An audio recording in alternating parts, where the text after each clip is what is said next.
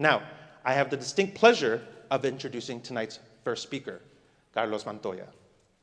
Carlos Montoya is the Chief Executive Officer and Chairman of Ion Digital Corp, and a business and investment banking executive with over 35 years of experience in commercial real estate, mineral resources, financial technology, and digital asset ecosystems.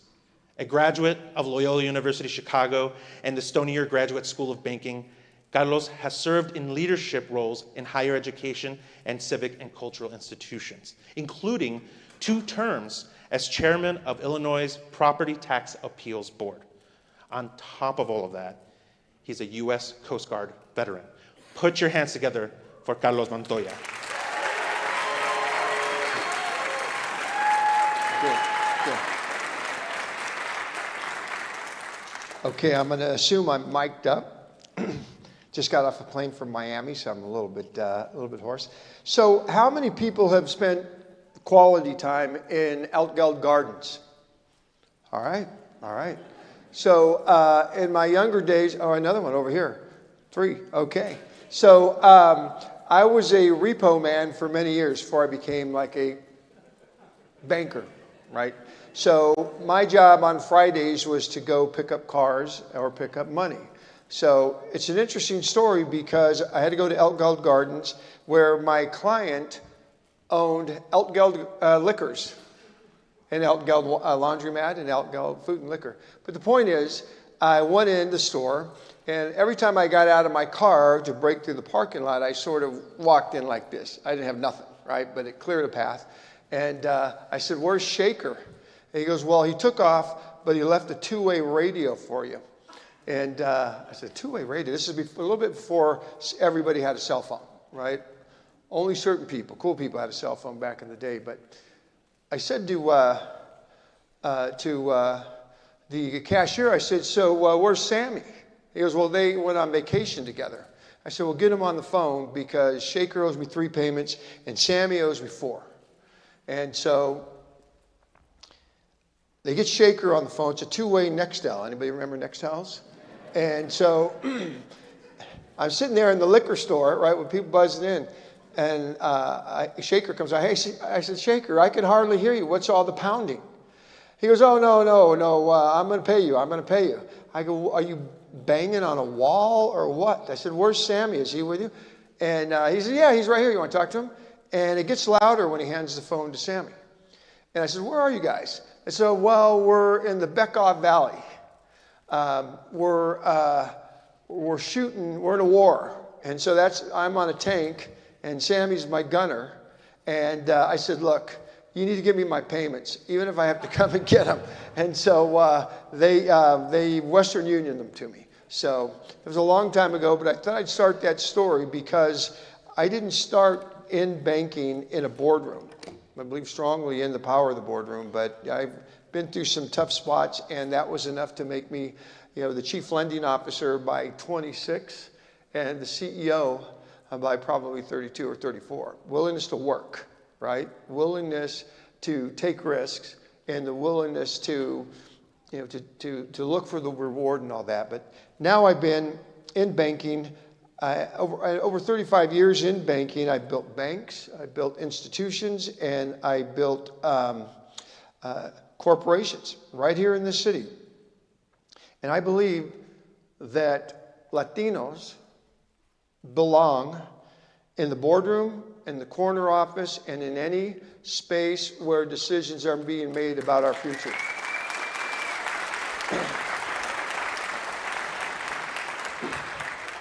And I believe strongly about that. Today, I'm CEO of a digital asset company.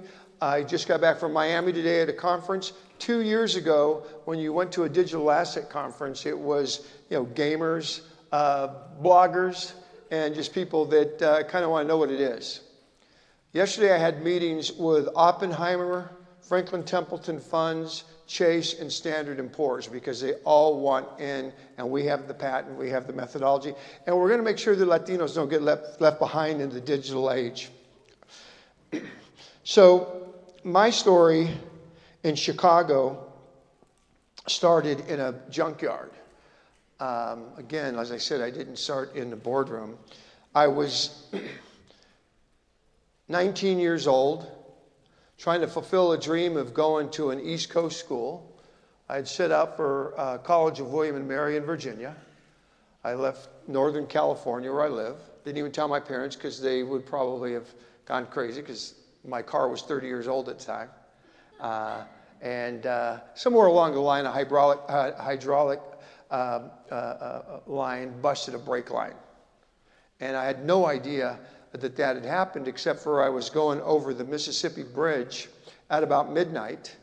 And I'm thinking, that's the Mississippi Bridge, or river, and the bridge is very steep. So I started to brake, and I had no brakes. I had no brakes at all. And so in those old cars, you could pull a handbrake and sort of stop. But it coasted through about 5 miles of cornfield and got out. There was nothing to see because it was pitch black. The next morning, having nowhere to go, I drove the next 150 miles to Harlem Avenue with no brakes. I don't know how I did it, but by the grace of God, I did that. And the guy was so incredulous. First he told me, you're not going to get a part for that car because over 10 years here they rust. Back in the day, all the cars rusted, right? Now they make them of different materials and different sealants. They don't rust like they used to. So he was so sort of excited about the story. He said, where's your car? And I said, well, it's down the road. And he said, here's my keys. You can go bring it into the yard, and tomorrow you can look for the part. And he says, but you're going to have to lock yourself in. If you want it, it's yours right there on Loomis Avenue by the river. And he said, you know, the Dobermans are named Jake and Michelob. So I actually slept in the junkyard for 2 days with 2 Doberman pinchers. And I obviously had a lot of time to think about it. Starry sky. On top of the car, not sure if I could get down to do things you got to do. It was all black and muddy anyway, on the Chicago River, which was just a cesspool, just down the south branch from the old stockyards. So it wasn't like effervescent and fresh.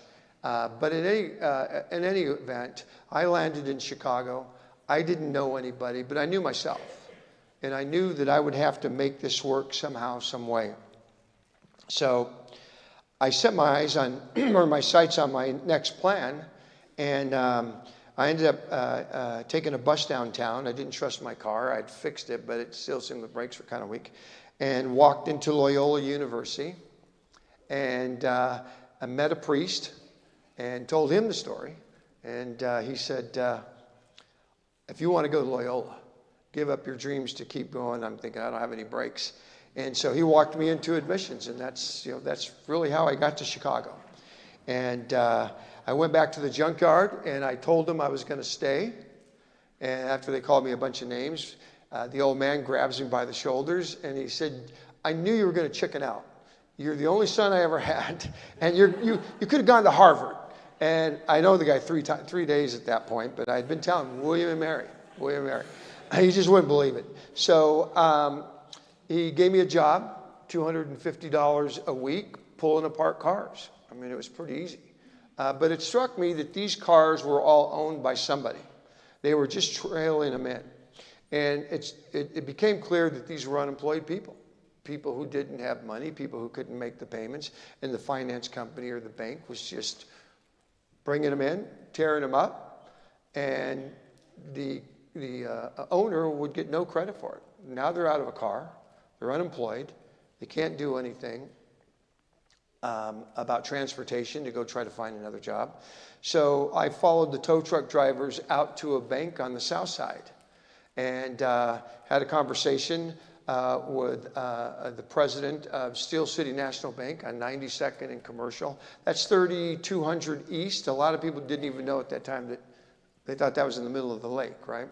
But it's an entire community, and one of the oldest Mexican-American communities in Chicago. More established since World War I, when a lot of those families came over to work in the steel mills. The massive influence of the community was U.S. Steel, that at one time employed tens of thousands of people.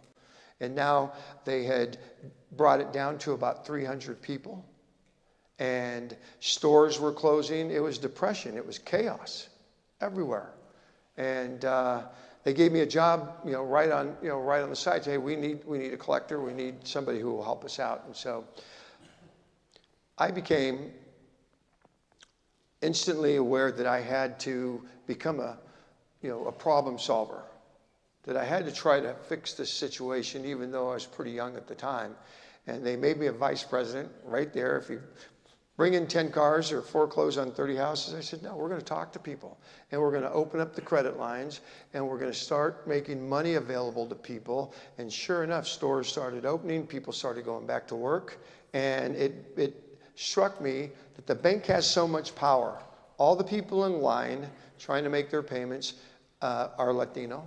And most of the people who are manning the desk or staffing them are not. And I said, one day I'm going to do something about this. And so ultimately, we righted the bank. We started buying other banks. And I ultimately became the CEO. We took what was $25 to $50 million in assets and built a trajectory to over $2 billion.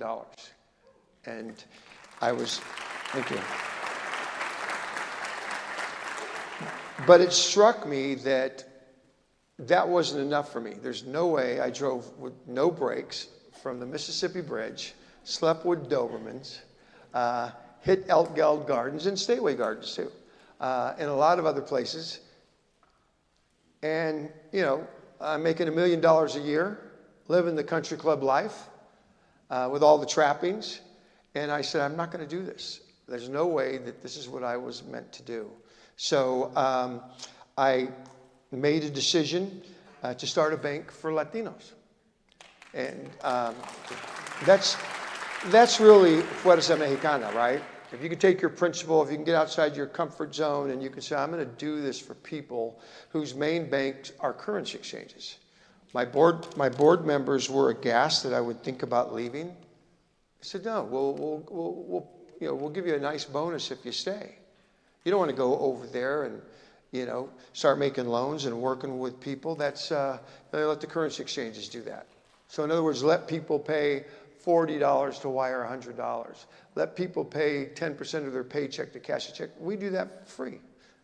Right here at the bank. So you get a free check cashing. Every bank has that. And they probably give you a couple wires, and then after that, they charge you $40 also. But the point of it is that the system, even the regulators talk to me and say, why would you want to do that? We promoted you through this system, and you know it well. And the Republic is a great bank, but why would you put it on the line to do that? So it was just kind of institutionalized. So I remember my son, CJ, who's here today. I'm sure he's out here. He's an attorney for Accenture now. But back at the time, he was working on the teller line. And he knew I had been thinking about leaving. And I called him into the office. And I said, you got to listen to this. He goes, you still thinking about leaving? And I go, I don't know. They're up to $4 million right now. And so I said, let me make one more call. They offered me $5 million to stay. And I knew he was going to be an attorney because he goes, that's interesting. Okay, what do we do with that offer? He didn't say, take it, take it, take it. I'm reminded of the epic character from Fridays, Big Worm, right? And it was like, it's the principality of the situation, right? So it was time to move on. And, I held tight to my principles that you got to treat people right. If all of us are making $1 million and the customers and the clients are struggling, I'm willing to jump outside of my comfort zone and get these things done. So it was a good time. But you're talking about a guy who started making, $250 a week at the junkyard, going to class every night at Loyola, which I never expected to go there, but I ended up spending like 15 years on the board and, going to Rome and running their capital assets committee and helping to build the Quinlan Business School and helping to build a campus in Rome and helping to build a translational lab out at Maywood for the medical center. But these are all things that just happened by being willing to take risks, to leave home, to go see what's out there. What's on the other side of the mountain? And are you willing to do this? And ultimately, your entire life changes. And by the grace of God, it's been good. It's been good. So, again, people that believed in me that didn't even know me, like the junkyard guy, Jesse, had his Dobermans watching me, but he believed in me. The priest, kind of a Rudy Rudiker moment in the chapel. Hey, maybe this is where you're supposed to be. Don't take off. Don't go to St. Mary's, right? Stay right here. And so it was all, I think, in a lot of ways, to me, preordained. I saw people struggle early on in my life, and my parents were, worked in farming in the Central Valley of California. My dad's family had come from New Mexico, where they had lost thousands of acres that went fallow on them. And it was kind of like the grapes of wrath, right? The Jehodas, sleeping under their cars, going to pick cotton and going to pick grapes and strawberries. My mom's family, they were wealthier. They were the ranchers. They had the new cars. They had the restaurants, and they were Lebanese. So I got that sort of juxtaposition of the struggling farm worker and the merchant banking. And I kind of put two and two together. My compassion and empathy are for those left behind, for those who struggle, those who are treated disparately. But my mind tells me that power comes from economic conditions. Your ability to fund, feed your family, to keep your home, to develop a business and execute on it. You ultimately have to find something other than a 9-to-5 job. No one works 9 to 5 anymore with their cell phones. We're all 24/7, right? But at that time, I realized that the risk and the reward are worth it to me if you can do it reasonably, manage it with sort of cohesion, and again, keep your faith. God in your life kind of compels you to serve. Through his son, we learn, compassion and empathy. And so I had the ability to make money. I had the ability to build businesses and build institutions, but I didn't want to leave these other folks behind. So I kind of went on a different path. And when I look back at the people who helped me, the priest, the junkyard guy, the Dobermans who didn't attack me, the decision to stay and make a home here, have all been part of my own outcome, which to me is sort of defines Fuerza Mexicana. If I had went with my less compassionate Lebanese folks who are, how much you make today? Where's the money? What are you building? What do you got under your mattress? And the Latino or Mexicano side, which is more, hey, there's food for everybody. Everybody, is at the table, taken care of. The bills are paid. And there's great entrepreneur Latino families for sure. My own in-laws and folks like that have built enormous platforms and businesses by sort of finding that middle. But they had limited starts also. So to me, again, the theme of the evening, Fuerza Mexicano or Mexicana, it's about choosing principle over comfort. There's a lot of things that everybody makes $1 million, has to move to Hinsdale or has to move to Naperville. Did all that, but it wasn't satisfying to me. It wasn't gripping enough to me.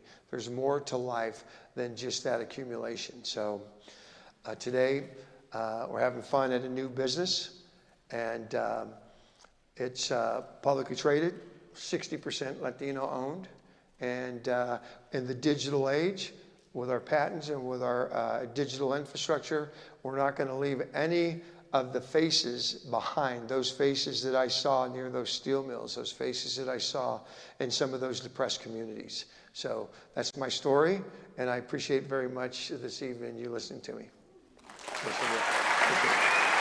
Thank you.